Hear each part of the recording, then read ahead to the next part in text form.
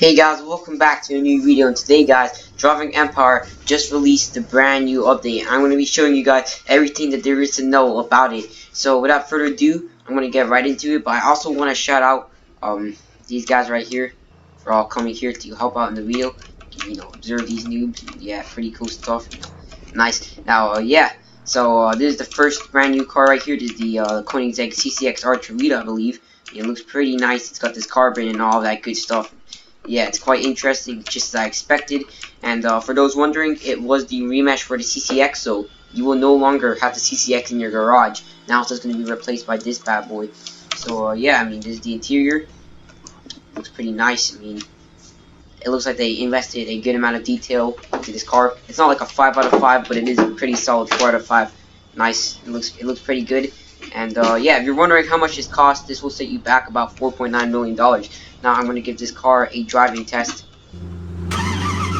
It start up pretty nice, nothing that special. I mean, this thing is all-wheel drive stock. I mean, or actually it's max, but either way, I mean, this is the acceleration really quick, especially with nitro.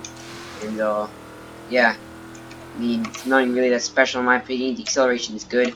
It looks really good. Like, I love how this thing looks. It looks hot, actually. Like, it's a better way to describe it. I mean, overall, I mean, let me just see the top speed. I'll probably be doing, like, a full review on this car later and all the other cars that I showcased in the video, but it can go around 313 miles per hour and probably faster if you use nitro. But yeah, that is pretty solid. I mean, off the bat, I'm going to tell you this is definitely not a progression car, but rather collector's car. Like, this thing is 4.9 million, it can only hit 313 max. So yeah, now this is the next car. This is the McLaren Sabre, or people say it's pronounced Sabre. I don't know, it's up to you guys. You guys decide what you want to pronounce it. I'm just gonna call it the Sabre. I like how that sounds, and I think it's easier.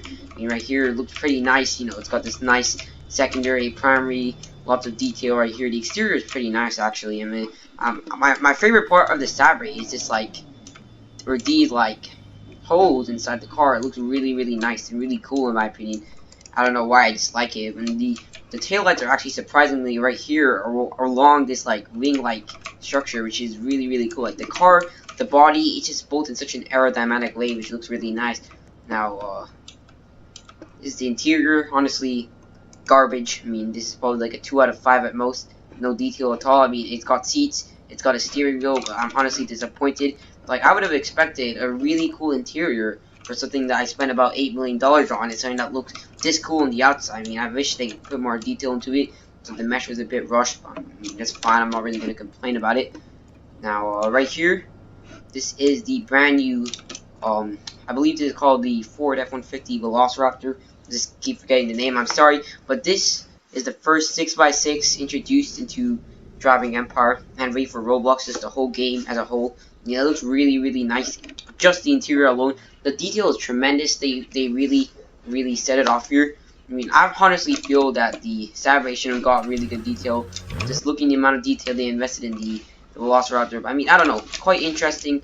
Looks really nice, really spacious. I mean, it's huge. This thing is massive. Like, I mean, this is me standing right next to it. And, like, in comparison to other cars, it does not even fit in this parking lot space. That's, like, how massive it really is. And this is the car with high suspension. It's huge. Like, there's no denying that. It's like driving a bus. I think this is probably almost around the same size as the bus in height alone.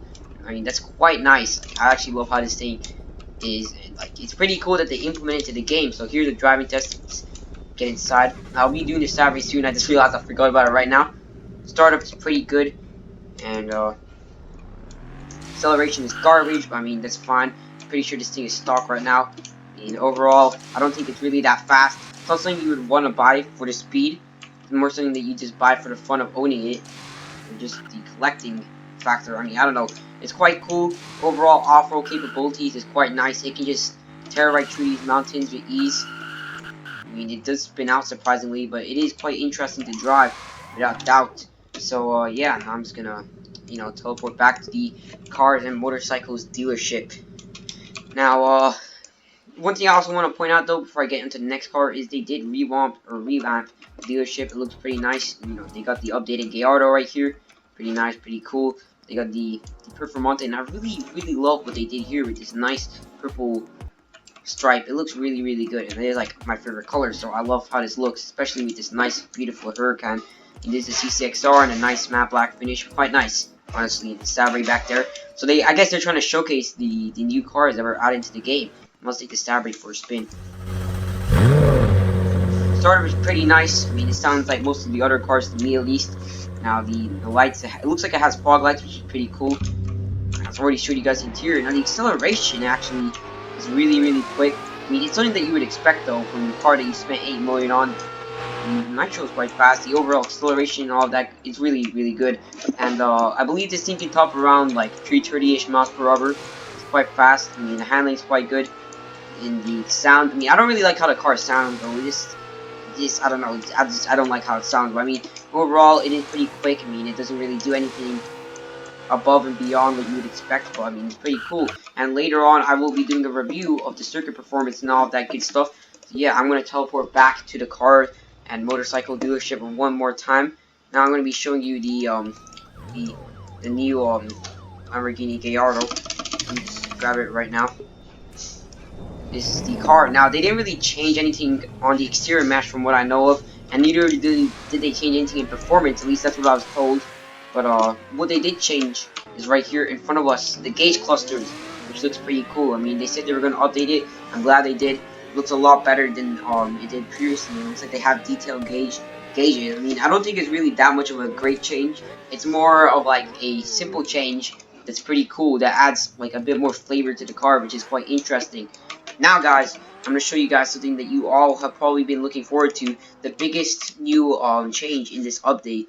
So I'm just going to grab something that would be appropriate for this modification. There's the Ford Mustang right here. Now, one thing that you can do now, since the new update, is if you wanted to customize this, if you go to appearance, right down here, you can change this car to a police car.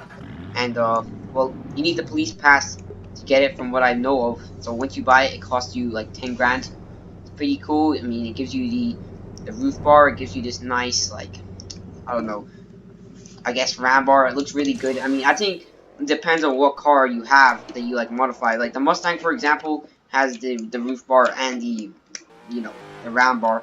Like I tried out the CCXR TREVITA and it did not have the ram bar. It just had the light bar. Now, for the lights, you got the good old traditional WayForward light from what I know of. It looks really, really nice, actually. Like, I like how this looks. And you got the traditional WayForward sirens. Like, this is something that we used to have already. It's nothing really that new, honestly. I mean, it's still pretty nice, and I'm glad they implemented it.